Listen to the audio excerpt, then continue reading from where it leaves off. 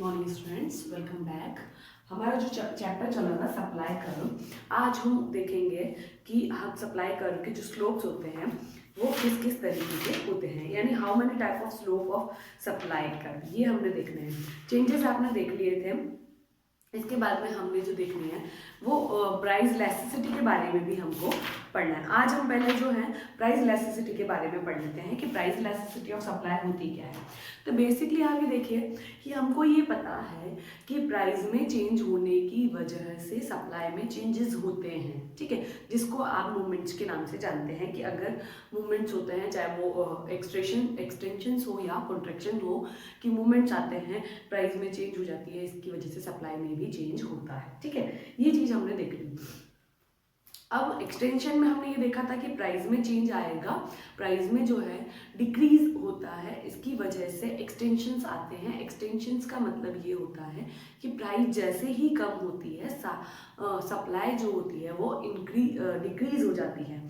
दोनों में positive relation हमने देखा था, इसको हमने कॉन्ट्रैक्शन बोला कि प्राइस और डिक्रीज होने की वजह से जो है सप्लाई भी डिक्रीज हो जाती है। अगर प्राइस इंक्रीज होने की वजह से सप्लाई भी इंक्रीज हो जाए तो वो हमारे एक्सटेंशंस होते हैं, ठीक है। तो अब हमने यहाँ पे ये देखना है कि प्राइस में चेंज होने की वजह से सप्लाई में चेंज होता है, पता चल गया, बट कितना प्राइस में चेंज हुआ और कितना आपके सप्लाई में उसकी वजह से चेंज आया है, उसको आज हमको पढ़ना है। इलास्टिसिटी का मतलब होता है कि डिफरेंस क्या आया है आपके, डिफरेंस कह सकते हैं या हम कह सकते हैं कि ये जो इंक्रीज हुआ या डिक्रीज हुआ तो वो कितना हुआ, पता तो चले कि हमने जो है जैसे मान लीजिए 5 रुपये जो है कम हुए हैं, इसकी वजह से जो है सप्लायर ने सप्लाई को कम कर दिया, ठीक है। तो कितनी प्राइस चेंज हुई और कितना ही उसने सप्लाई में चेंज किया, ये जो कितना वर्ड है, अगर आप इसको मेजर करना चाहते हैं तो ये मेजरमेंट आपको इलास्टिसिटी से पता चलेगा, ठीक है, प्राइस इलास्टिसिटी से पता चलेगा। देखिए क्या है, price elasticity of supply is the measure of change in quantity supplied of a commodity due to change in its own price. Price elasticity का मतलब होता है कि आपकी क्वांटिटी सप्लाई में कितना चेंज आ रहा है प्राइस में चेंज होने की वजह से। Law of supply tell us the direction in which supply will change as a result of change in own price of a commodity। ये आपको बताता है कि सप्लाई में अगर कम हुआ है तो वो बताता है कि प्राइस में भी कमी आई होगी, दैट्स वाई चेंजेस आए हैं, ठीक है। A fall in price will leads to contraction of supply. एक अगर हम कहते हैं कि प्राइस में फॉल आया है तो सप्लाई क्वांटिटी में भी चेंज आएगा, जिसको हम कॉन्ट्रैक्शन के नाम से जानते हैं। And rise in price will tends to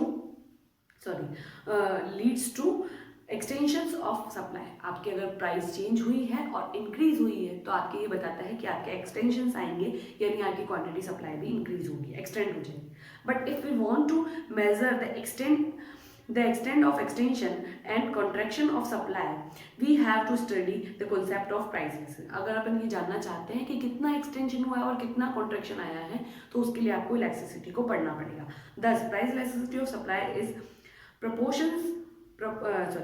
proportionate change in quantity supply consequence upon proportional change in own price of a commodity. ये बताना चाह रहा है आपको कि अगर आपकी इलास्टिसिटी चेंज हुई है तो आपको प्राइस की वजह से और क्वांटिटी की वजह से जो भी चेंजेस आए हैं उसको हम यहाँ पर मेजर कर सकते हैं। तो price elasticity of supply is measurement of percentage change in quantity supplied and of a commodity response some percentage change in own price of a commodity. हम ये कह सकते हैं कि जिस गुड को आप सप्लाई कर रहे हैं उसी गुड की प्राइस में कितना चेंज आया है, अगर हम इसको मेजर कर लें तो हमको प्राइस इलास्टिसिटी पता चल जाएगी, यानी डिग्री ऑफ चेंज कह सकते हैं, परसेंटेज ऑफ चेंजेस आप कह सकते हैं, यहाँ पर हम इसको मेजर करते हैं। तो बेसिकली इसका एक फॉर्मूला है, फॉर्मूला क्या है याद रखिएगा, जहाँ हम ईपी लिखते हैं वहाँ हम ईडी लिखते थे, यहाँ हम ईपी लिखते हैं।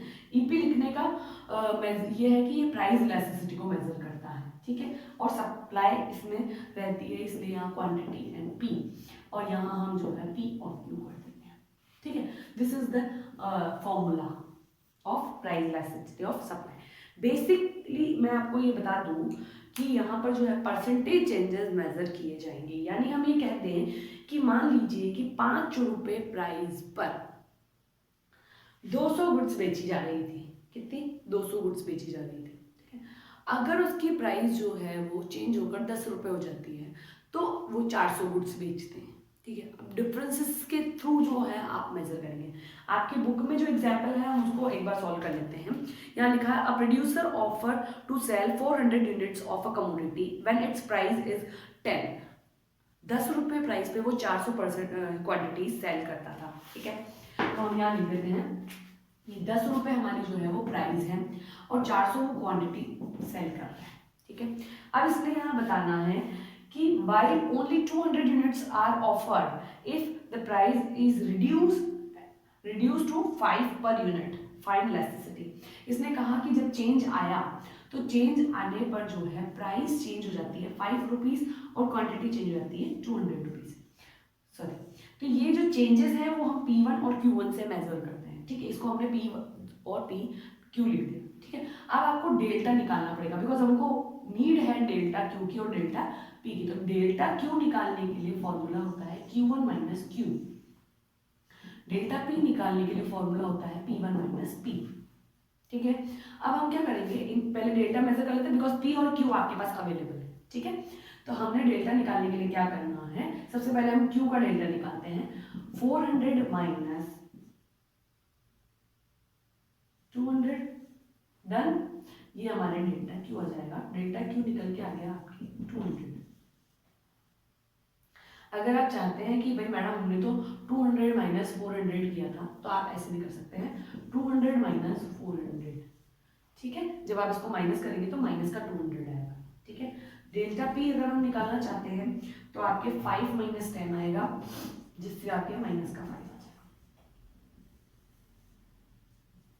ठीक है, इस फॉर्मूला के अकॉर्डिंग मैं इसको सॉल्व करती हूँ कि अगर हम यहाँ पर इसको सॉल्व कर दें, डेल्टा क्यू आपके सामने है -200, डेल्टा पी आपके सामने है -5।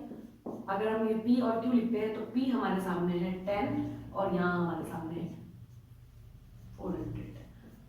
ये हमने लेस कर देना है।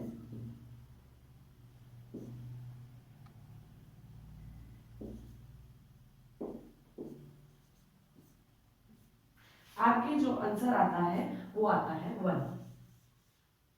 ठीक है, अब जब आपके 1 आंसर आ रहा है तो इसका सीधा सीधा मतलब होता है कि आपकी ईपी जो है इक्वल्स टू 1 रही है, यानी 1% चेंज है। 1% चेंज का मतलब हम ये कह सकते हैं कि हमने जो है जो भी आपने प्रोडिक्शन किया था, प्रोडिक्शन सेल किया है, उसका 1% चेंज है कि भाई 5 रुपये पे 200 और 210 पे 400, सिंगल एक गुना बढ़कर जो है आपको इसका रिटर्न कम मिल रहा है। एक गुना रिटर्न जो है वो आपको कम मिल रहा है। ये है हमारी इलास्टिसिटी ऑफ सप्लाई। इसके बाद में आपको इलास्टिसिटी समझ में आ जाएगी तो आपको स्लोप समझ में आने लग जाएंगे बिकॉज आपका यहाँ आंसर जो है EP1 आया है, हो सकता है कि आपका जो आंसर आए वो 2 आए, 4 आए, 3 आए, 0.5 आए, 0.2 आए। तो ये जो है उसके स्लोप को डिसाइड करती है। जब आप आगे इनके स्लोप पढ़ेंगे तब आपको अच्छे से क्लियर हो जाएगा कि किस तरीके से इनके स्लोप का मेजरमेंट हम कर सकते हैं। ठीक है स्टूडेंट्स, तो अगर आपको इससे रिलेटेड कोई प्रॉब्लम हो तो आप पूछ लीजिएगा।